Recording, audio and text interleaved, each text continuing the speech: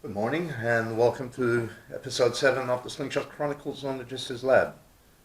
And today we're going to talk all about aiming a slingshot.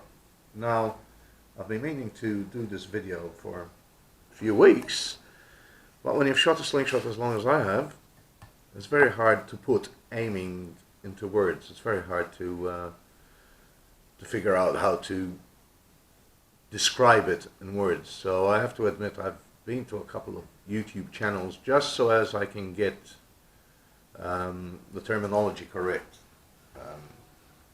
and use the terms that I used in the slingshot world, so to speak. And what I found is that a lot of things in slingshots use the same terminology as archery.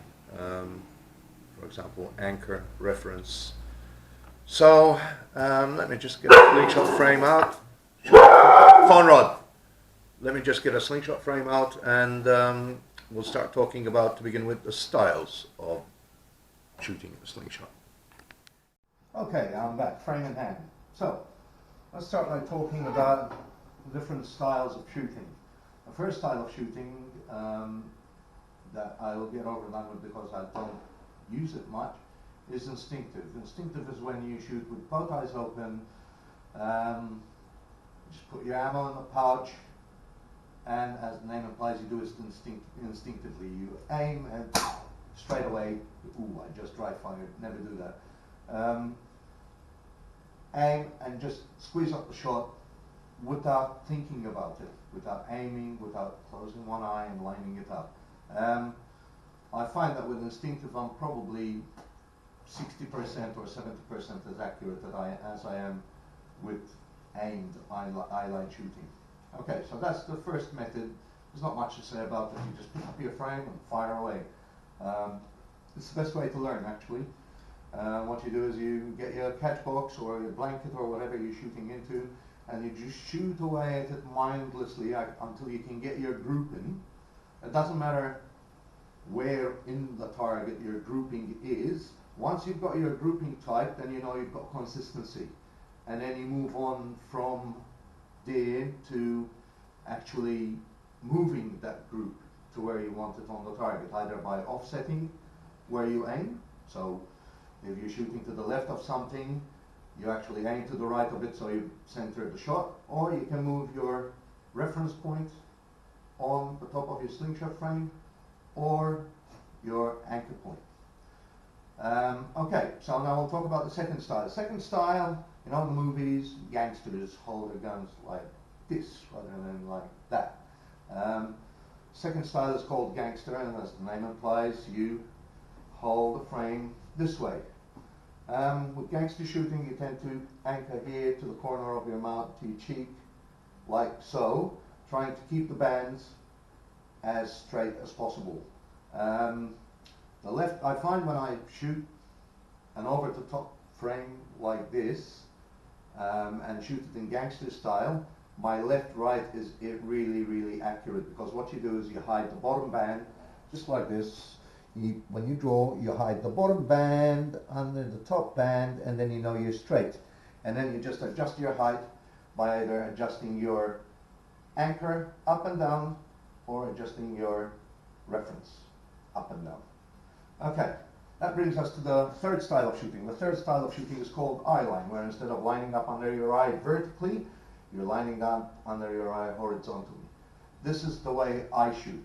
I shoot this way not because it's the best way, just because it works for me. Horses for courses. Everybody finds one way more comfortable than the other.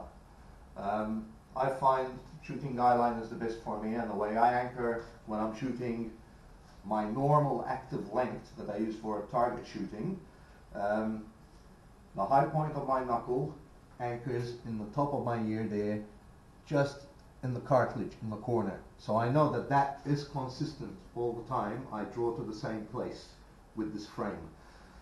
If I need to make any adjustments to my aim, what I do is, like this frame, the way it's set up right now, my reference point is about 5 millimeters in from the edge of the target. Sometimes it's hard to calculate.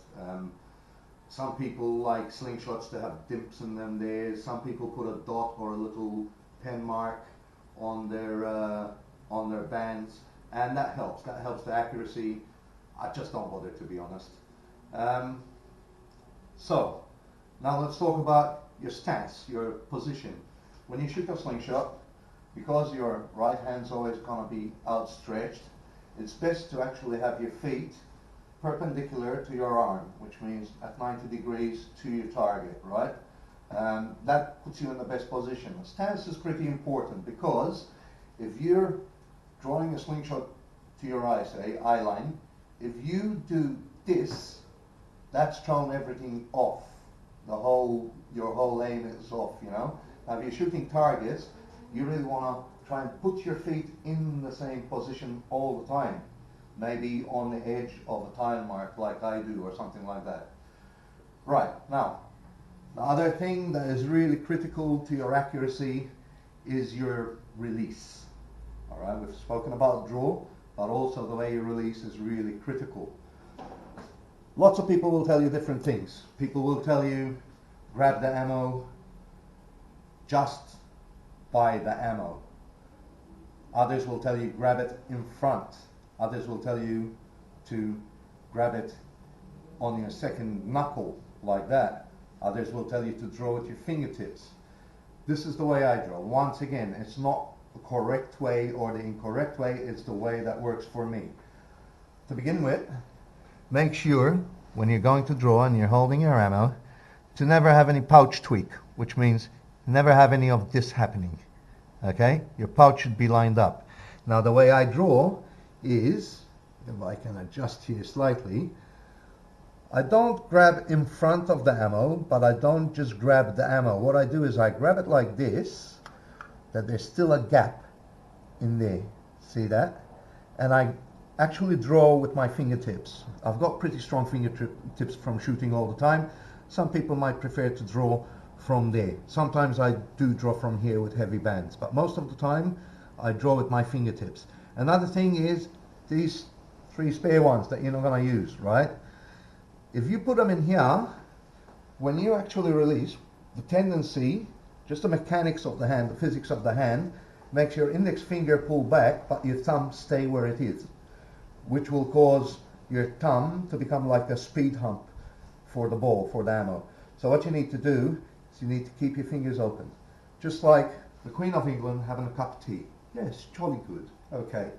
So what I'm going to do now is I'm going to take half a dozen shots with this, just to show you basically the importance of consistency. So I'm going to try and be as consistent as I possibly can. It's not about being accurate in the catch box. It's more about getting the stance right and seeing what I'm doing. That's why I'm not filming from behind pointing at the catch box. If I shoot well, I'll actually take you to the catch box after I'm done. So, like I said, stance. 1. You got your anchor point, your reference point, and your release. They're the 4 things that are important. So my feet are in the right place, I draw to my ear, I find the reference, and I release. Okay, so my first shot was a bit to the left, about 1.5 inches to the left. So what I'm going to do is I'm going to draw the same place, and I'm just going to move just a slightly bit inwards on the fork here. Sorry, a bit outwards. No, inwards on the fork, yeah, that's right. And hopefully bring the shot in closer to the middle. So I actually come in closer by half distance. So I go down, move my reference point again. I never move my anchor because I find that anchor is really comfortable and it lines up perfectly with my eye. So we'll go, and that's it. I got just about a couple of millimeters from the bull. So as you saw, I started there, I went left, and I went left. So let me come out and show you the results on the catch box. So this here was my first shot, this here was my second shot, and this here was my third shot. And that's the idea. The idea is to bring your aim in, slowly, bit by bit. Alright, so now let's talk about a slightly more complicated matter, and that's the matter of floating anchor. When you have a long active length on your slingshot, I'm going to, sorry, I'm just adjusting some lights because it's really dark in here. When you're playing with long active bands, like say this little rock lobber I got here, your anchor moves beyond your head, which means you can't anchor it to anything. But I do have a trick that you can use for it. To begin with, I use this for shooting big ammo. Now, big ammo, my release is different to small ammo. And here's how I do big ammo. I actually put it in the pouch, right? Grab it that way, just by the ammo. As you can see, the pouch can rotate around the ammo, okay? And that helps you center the big ammo. And then what I do is I twist it by 90 degrees. So that's what you're seeing there, right? See that? There you go. Now, what I do when I draw this slingshot back is I draw it, let me adjust the camera slightly. I draw it back to its full draw until I can feel the band tight. And I make sure that this part of the band here, this edge of the band here, is just touching the hairs on the highest point in my cheekbone. And I kind of use that as a reference. I know there's a lot of elastic hanging back there, but it will do. It's still a fixed point on your face. And aiming on the fork, I aim the same way. So just to give you an example of a long draw slingshot and how I shoot it, I'll put it there. It's one shot. I come in to the left, so I'll move the frame slightly to the right. That come in straight and low, so I'll raise it a bit. I went too high, but anyway, you get the idea from the slingshot end of things. There's something satisfying about shooting big ammo. Just the thud it makes when it lands in the catch box is just, it soothes the soul, so to speak. Okay, so let's take a walk out to the catch box and see what we did here. So with the big ammo, this was shot number 1, shot number 2, shot number 3, shot number 4, shot number 5, or I think 4, 5. No, 4, because I said that one was almost on in the left-right sense. So that's pretty much all I can say, really, about aiming a slingshot. I think now we'll wrap up the series with episode 8, and that's going to be just grabbing a few slingshots, going down for a mooch, maybe finding a few forks from dead trees, maybe shooting some prickly pears off the cacti, things like that.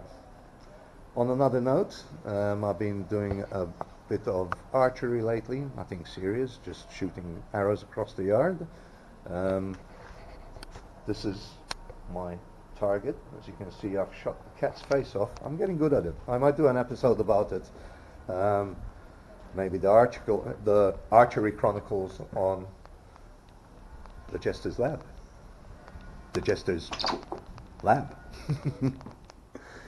Okay, well, thank you for watching, and I'll see you at the next episode. Please like, subscribe, hit that red thing down there. It really helps me. It helps me, pushes me up in the search engine, optimizes search engine or whatever it is. I'm not that good at that. I'd rather stick to my elastics. That's about it for today. Until next time, from the Jester's Lab. Thanks for watching.